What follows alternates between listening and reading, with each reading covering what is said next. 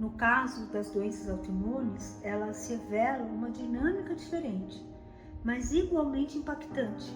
Nessas condições, o corpo começa a atacar a si mesmo, como se não reconhecesse suas próprias células. Na visão sistêmica, isso pode estar relacionado a conflitos de pertencimento e lealdades invisíveis no sistema familiar. Pessoas com doenças autoimunes muitas vezes carregam sentimentos profundos de autocrítica, de rejeição ou desvalorização. A rejeição que ela sente é tão grande que ela não se considera merecedora da vida.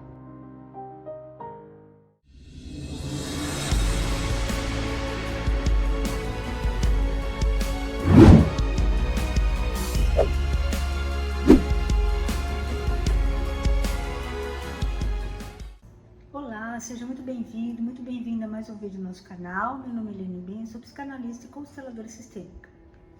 Será que adoecemos pelos outros? Você acredita que as doenças são resultado de hereditariedade ou hábitos inadequados de saúde? Você sabia, por exemplo, que a esquizofrenia e as doenças autoimunes são exemplos claros de como o corpo e a mente podem expressar dinâmicas familiares ocultas? Então eu te convido a ficar comigo, a explorar cada uma dessas condições e as possíveis conexões das doenças com o campo sistêmico familiar. Mas antes vou pedir para você ajudar nosso canal a crescer. Se você ainda não é inscrito, aproveite para se inscrever. Para você não custa nada, é totalmente de graça e para nós é muito importante a sua interação. Isso nos motiva a continuar gravando vídeos para você. Então se inscreva, já deixe o seu like, ative o sininho para receber notificação de novos vídeos, interaja aqui conosco, dê sugestões de novos vídeos, comente o que você está achando. Tudo isso ajuda o YouTube a entender que nosso conteúdo é relevante e mostre para mais pessoas que, como você, quer despertar sua consciência. Então vamos lá? As doenças não são, como muitos ainda acreditam, apenas questões físicas ou genéticas, mas podem estar profundamente relacionadas ao campo inconsciente do nosso sistema familiar. Nossa história pessoal está diretamente conectada à história daqueles que estiveram antes de nós. Pais, avós, bisavós, todos os que compõem nosso sistema familiar. Muitas vezes as doenças se manifestam como formas do inconsciente familiar trazer à tona algo que violou alguma das leis sistêmicas. Por exemplo, situações de exclusão, falta de reconhecimento ou questões não resolvidas nos antepassados podem estar na origem de doenças de seus descendentes. Se em uma geração alguém foi rejeitado, humilhado ou passou por um trauma profundo que não foi integrado ou mencionado, isso pode sim reverberar. Em épocas passadas era comum que famílias abafavam situações traumáticas ou situações constrangedoras, seja era para evitar difamação ou mesmo por vergonha. Quando essas questões não são vistas ou processadas, um descendente pode manifestar uma doença como forma de trazer luz àquilo que foi ocultado, pedindo reconhecimento, pedindo integração no sistema familiar. A doença, então, pode ser entendida como uma tentativa do sistema restaurar o equilíbrio e honrar aquilo que foi deixado de lado, aquilo que não foi aceito, que não foi reconhecido. Por exemplo, a esquizofrenia muitas vezes está relacionada a exclusões graves no sistema familiar. Um dos padrões mais comuns é o de grande segredo ou de um trauma não resolvido, como crimes, mortes precoces, situações de rejeição e exclusão profunda. No caso do esquizofrênico, frequentemente há um emaranhamento inconsciente com duas figuras conflitantes no sistema, como pais que não se relacionam bem ou uma disputa entre gerações anteriores. É como se a pessoa carregasse simultaneamente duas vozes ou realidades internas que representam esses conflitos. Por exemplo, imagine que em uma geração passada houve um antepassado que cometeu algo considerado imperdoável e foi rejeitado profundamente pela família toda. Essa exclusão cria uma tensão no sistema, E o esquizofrênico, em uma tentativa inconsciente de restaurar o equilíbrio, se conecta a essa pessoa que foi excluída, e também a outro membro da família, aquele membro que rejeitou esse antepassado. Então, a pessoa que sofre de esquizofrenia tenta de maneira simbólica unir essas duas partes do sistema, mas isso, claro, gera uma fragmentação interna que se manifesta em sintomas como alucinações, vozes, dificuldades de conexão com a realidade. E isso acontece na tentativa inconsciente de solucionar aquele conflito, de unir o excluído e aquele que excluiu. E a pessoa adoece porque ela perde a sua individualidade. Ela deixa de ser para ser aqueles que não se aceitaram. É como se ela dissesse: eu saio da minha posição, da minha função, para vocês assumirem o meu lugar. Veja como as dinâmicas da vida são complexas e profundas. No caso das doenças autoimunes, elas revelam uma dinâmica diferente, mas igualmente impactante. Nessas condições, o corpo começa a atacar a si mesmo, como se não reconhecesse suas próprias células. Na visão sistêmica, isso pode estar relacionado a conflitos de pertencimento e lealdades invisíveis no sistema familiar. Pessoas com doenças autoimunes muitas vezes carregam sentimentos profundos de autocrítica, de rejeição ou desvalorização. A rejeição que ela sente é tão grande que ela não se considera merecedora da vida. Isso pode refletir uma conexão inconsciente com membros do sistema que foram também rejeitados, julgados ou excluídos drasticamente. É como se o corpo, em ato simbólico, estivesse expressando uma rejeição interna que reflete o campo do sistema. Por exemplo, se houve um antepassado que foi visto como traidor, ou mesmo aquele que sofreu um trauma muito forte, como um estupro, uma violência muito grande, ou esse membro veio a falecer devido a essa violência e foi excluído, o descendente pode manifestar essa exclusão no próprio corpo, negando partes de si mesmo. Mais uma vez, como se essa pessoa dissesse: eu morro por você.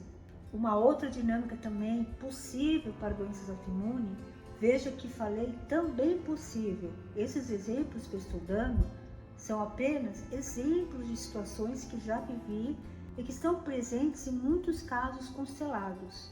No entanto, é importante que fique claro que constelação sistêmica não é receita, não é taxativa. Cada um tem suas dinâmicas e emaranhamentos que são únicos, ok? Mas voltando, outra dinâmica também possível para a doença autoimune é como se a doença fosse um sinalizador de um conflito interno entre atender às expectativas do sistema familiar e seguir o próprio caminho, gerando um ataque interno como uma forma de lidar com essa tensão. Por exemplo, imagine uma mulher que desenvolve uma doença autoimune, como o lúpus. Ao investigar sua história familiar, ela descobre que sua avó, mãe da sua mãe, passou por uma experiência de grande rejeição e sofrimento. E num contexto de pressão familiar muito forte para manter as aparências e abafar aquele caso, forçou a avó a casar com esse homem, o que resultou numa vida marcada por tristeza, raiva e sentimento de impotência. Essa avó, assim como outras mulheres da sua geração, se sentia impotente também, incapaz de seguir o seu próprio desejo, de expressar a sua dor, comendo seus sentimentos e sufocando as suas emoções. Essa energia não resolvida, essa mágoa reprimida, essa raiva e ressentimento reprimido ficou ocultado por gerações, sem ser reconhecido ou tratado. Mesmo sem saber, a neta, ao carregar o legado dessa história não resolvida, começa a desenvolver um conflito interno entre atender às expectativas da família, de ser forte e perfeita, como sua avó parecia ser, e expressar seus próprios sentimentos e necessidades, o que pode ter gerado um ataque interno ao seu próprio corpo, manifestando-se a doença autoimune.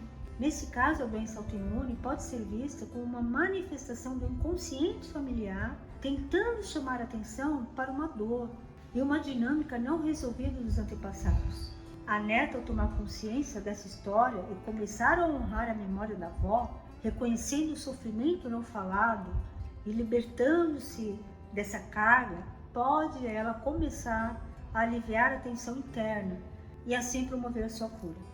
A doença autoimune, portanto, seria uma maneira de o sistema familiar integrar um aspecto não resolvido, um sofrimento que precisa ser visto e reconhecido para que as futuras gerações se libertem desse padrão.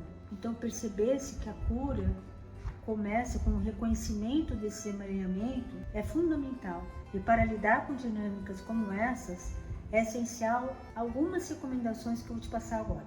O primeiro passo em direção à sua cura é aceitar o que foi e como foi, reconhecendo conscientemente as experiências e as escolhas daqueles que nos antecederam.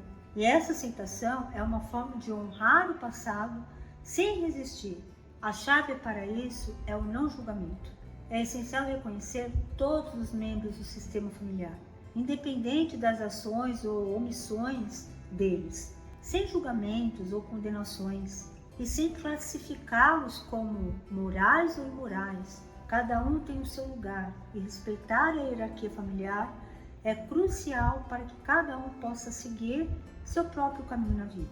No caso da esquizofrenia, um movimento importante é dar voz aos excluídos no sistema familiar, muitas vezes representados pelas vozes internas da pessoa. Dar voz aos excluídos pode ocorrer por meio de um movimento de alma que surge em uma constelação sistêmica.